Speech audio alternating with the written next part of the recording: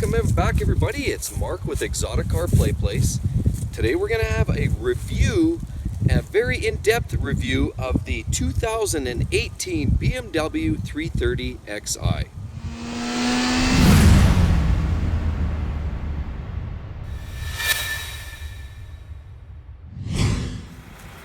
So firstly, these headlights, they're a thing of beauty. You've got to admit that BMW, I know they've evolved with a lot of their cars, of course, and the evolution is a big part of the change year after year. But BMW has really created a beautiful headlight here. Now, it's not just for looks either. Do you realize we've got adaptive LEDs? These headlights are actually able to as well accommodate for road conditions, accelerating so the headlights drop down. If you're braking, the headlights come up. If you're turning a corner, the headlights, you've got additional illumination that allows you to see around a corner. What they don't do is actually give extra high beam when you're doing a left-hand turn. Say you're parked and you're waiting at a left-hand turn, you don't want to blind oncoming drivers, so it does not highly illuminate for those left-hand turns in traffic, but it will do it at speed. And so if you're cornering in some aggressive corners and you want to see around those corners in the dark, these cars now with the adaptive LEDs will accommodate that. And as well, also has LED fog lights to complement that headlight system. Now, doing a tour around the car, of course, typical for BMW, they've retained the grille, the kidney grille, and of course, sometimes you can get upgrades and do the blacked out grille. This is certainly the traditional look for BMW. They've at least maintained that. That's one thing companies like BMW and Porsche don't like to mess with success. They like to maintain the overall general look, but fine tune it, clean it up over the years and over the generations, and that's what they've done here. Overall cleaner look. The car overall has a sleeker front end, but still maintaining that kidney grille with the traditional trademark headlights. And of course, nothing new here. We have a beautiful, well-crafted, well-engineered, beautiful rim. BMW gives a lot of different wheel packages available for the different various 3 Series cars, and the 330xi here is certainly no different to that. Now, classic, of course, BMW to keep working on all their styling bits. Here you have beautiful LED taillights. Here you also have the soft touch feature to open up the trunk, just like that. Beautifully done. They even give thought to these extensions here to clean it up. Have you seen the Lexuses where it's just a metal bar and it looks very basic? Well, BMW has done a great job to even look at some of these little details here to make sure the car is consistently clean, well engineered, and well put together. And then we explore the trunk. No shortage of trunk space in there, of course. Lots of room. And when you pick this up, you'll notice no spare tire. Why is that? Because of the run flats. Okay, so let's get in the back here first and take a look. So firstly, I gotta mention, the seat has actually been pretty much fully retracted. I'm sitting in the back, I'm a full-grown adult, just shy of 6 feet tall, and I find there's still enough room. It's a little snug in the feet. If you're wearing boots or something a little more girthy on the feet, you're gonna find that a little bit snug down there. But in terms of knee space, headroom, there's lots of room. I've probably got 3 inches above my head here or so. So there's lots of room back here. Now, what we got to remember is BMW has done a lot of work and has really grown. And we know that there's been a lot of comments about the 3 Series, the 4 Series getting much bigger. And now talking about the 2 Series is because the M2 is dialed back in size closer to what the previous M3s were. So that's something that BMW has been building larger and larger cars generation upon generation. And so now here we are in a 3 Series car that feels like the 5 Series car that you found from 3 generations ago. There's much more room in here. You've got good shoulder space here. You've got good knee room here. And there's definitely room for 3 back here. If you want to squeeze 2 adults and maybe a child, there's certainly room for 3 in the back seats. So moving to the front, as you can see, I've got lots of room here. Now, I'm not even touching the front here. So that's why I say when you're in the back, this seat is fully retracted. You still have a lot of room back there. And of course, I've got all this additional space here. Should I be an adult of, say, 6'4" or 6'3", there's lots of room here. Lots of knee space because this is a nice gradual curl. You don't have knee bangers here. Again, the quality in here is beautiful. There's lots of room for 2 adults up front, 2 adults in the back, as well as possibly a third person in the back, a small child or something like that. Now, under the hood is what matters most to true car enthusiasts like myself. What we have here is BMW's new 2.0 liter inline 4-cylinder turbocharged engine that produces 248 horsepower and 258 foot-pounds of torque, propelling this beast from a 0 to 60 time of about 5.9 seconds.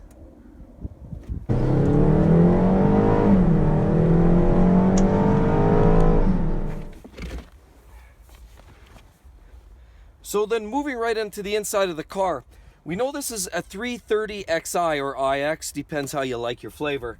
What that really means is we have the all-wheel drive system coupled to this 248 horsepower straight 4-cylinder car, not straight 6 anymore, as most people can appreciate. Used to like the BMWs and their straight 6 engines for their smoothness, crispness, and refinement. Now we're into the turbos, but we have the all-wheel drive system now that allows this car to be more sure-footed in poor driving conditions. If you live in a northern climate, such as Canada, northern US, you'll appreciate cars with the all-wheel drive system, such as equipped in. Let's explore some of the interior components of this car, and then we'll get right down to it. So pretty typical for BMW, you're gonna have a wide array of options. We've got power windows, lockable, power mirrors here. We talk about the lights and the dynamic light systems. You can switch them basically automatically here. So you can turn this on and the headlights will be utilized automatically as required. You have off and your other modes there, of course, too. Now, we'll move across here. We'll look at the gauge cluster here. Now, in my opinion, this is where BMW has fallen short because many other brands out there now are utilizing the digital dash. With that. So the Volkswagen Audi group are utilizing the digital dash displays. Now some love it, some don't love it so much. BMW has stuck with more of a conventional look on this car, and you have more of the traditional gauge cluster on this new 330xi. Now panning across through the dash here, what we have is pretty traditional BMW styling. Pretty linear dashboard, high quality, but not necessarily the most stylish. As a matter of fact, you look down here, it's actually quite bland in the dash central area here. So we have the new version of the iDrive, which is a 6.0 right here. And if you come back in another video of mine in the near future, I'm going to feature the iDrive system here in much more detail. I'm going to show you some of the features and elements with that. But moving right along. Now BMW with this central display for the iDrive system. The MMI system on the Audis are much cleaner. You can actually tuck that away by the stroke of a key. You can get rid of that MMI system, or the display you can make go away. On the BMW, it is permanently mounted in the center of the dashboard here. So driving right along now, we're cruising along. Everything's pretty standard. I'll show you some of the features. Now, of course, you have a couple options. The driving modes, you can switch this. We're in auto mode right now, which is your kind of your default, and you can toggle that over to sport. And on sport, you get an S. So right now I'm S3, so it's sport, gear 3. This is an 8-speed automatic transmission, so we're in 3 out of 8 on this car. For now, I'm gonna just switch it over to auto, and there's numerous modes that you can operate with this car. Now first, before we get started, I want to say that the overall driving dynamic of this car is very tight. Now, it's not an M3. I don't think it's trying to be an M3.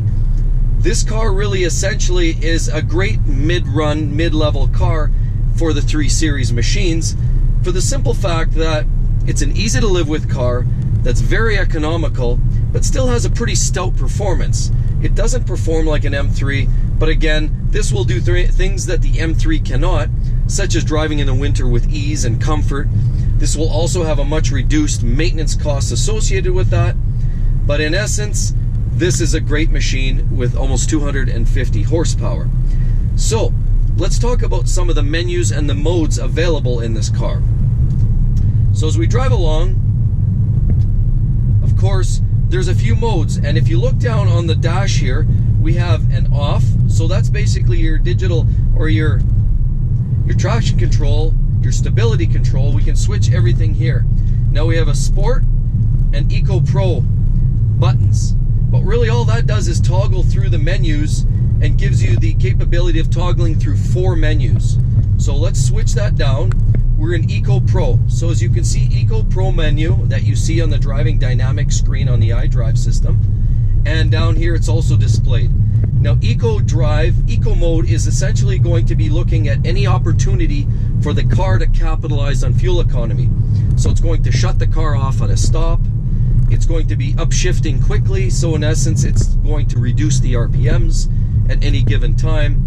It's going to lengthen the shift time. It's also going to drive at a more casual, less aggressive mode. The throttle response is going to be a little bit more delayed. Everything's a little bit softer because essentially the car is trying to drive for maximum fuel economy. Then what we do is we toggle that up to comfort mode, and this is pretty much a standard mode that most people would drive in day to day as a typical commute. Of course, we toggle one more. We have a Sport mode. And then the top mode is Sport Plus. We'll hit Sport Plus, and of course with Sport Plus, dynamic driving with limited stabilization. What they're actually asking for you as the driver now to be playing the role of the control, taking more control of the vehicle. Whereas in the other modes, it allows the car and the computer to kind of operate within the safety margins. Now with the Sport Plus, there's other things. The exhaust all of a sudden becomes a little more pronounced. The driving dynamic overall, the chassis and the performance is a little bit more oriented to performance, of course. And like I said, there's a much taller margin for error with this car because you are in control.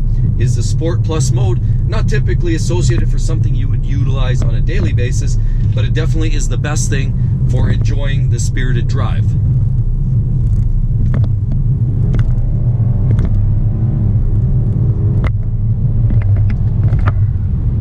See, just like that, it's a nice crisp acceleration. The other thing I want to comment about this car overall, as you can see, it's very well made. It's very well put together. The quality of materials is pretty typical for BMW. You've got a nice brushed aluminum look, accent throughout on this car. There's some black accents here to highlight some of this as well. You've got leather interior. And to be honest with you, overall feeling of this car is like a vault. You're sitting in here, it's very quiet. I'm isolated from a lot of the exterior noise. And I'm hitting a very rough section of road here, as you can probably slightly tell. But the car doesn't seem to rattle or shake. It's a very tight machine, and it inspires a lot of confidence. So that's something I can really appreciate. Now what's not so great in my mind, and I referred to this before, was it is getting a little dated. The style is getting a little dated. And if you look at some of the modern cars from Mercedes, they're producing very exciting interiors. So is Audi. Well, Audi's a little bit more dialed down, but the quality and the styling is a little bit more progressive. And again, like I said before, Audi and Volkswagen are utilizing more of the digital display for the gauges as well, which freshens up the interior look too. This car, I believe, needs that. It's time to move things forward, and BMW, I think it's time for them to actually progress in that department. Now, everything else, again, is very simple, very functional, and this car overall does a lot of great things. It's very fun to drive. So in summary, everybody, I really hope you enjoyed this video. I want to give you a quick review, a quick rundown what we have here, a 330xi. Overall, it is an exceptionally great car for the price of about $45,000 Canadian, starting of course, and of course as you add options, those price tags go up. But it is a very well-rounded BMW, and I don't think you can go too wrong with the 330.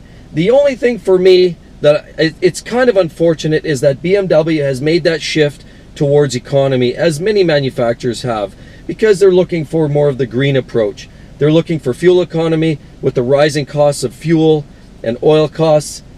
Every car manufacturer are looking for ways to sell their cars, be more economical and more resourceful, as well more responsible to the environment. So at the end of the day, everybody, it's Mark here again with ExoticCar PlayPlace. I really do hope you do give me a thumbs up. Don't forget to lay a comment down below. Let me know what you think of this car. I think it's actually a very, very great car for sure. For a person looking for a simple means of transportation with a slightly sporting edge to it, a great option. So don't forget to hit that subscribe button below. And there's going to be several new videos regarding this 330. We're going to talk about some of the things I love about this car, some of the things I don't like about this car. We're going to do some of the other features. I'm going to hone in as well on the iDrive system and some of the special features there. And then just follow along. You're going to find out a lot more information about this great 330xi. Thanks again, everybody. Mark here signing out. See you later. Bye-bye.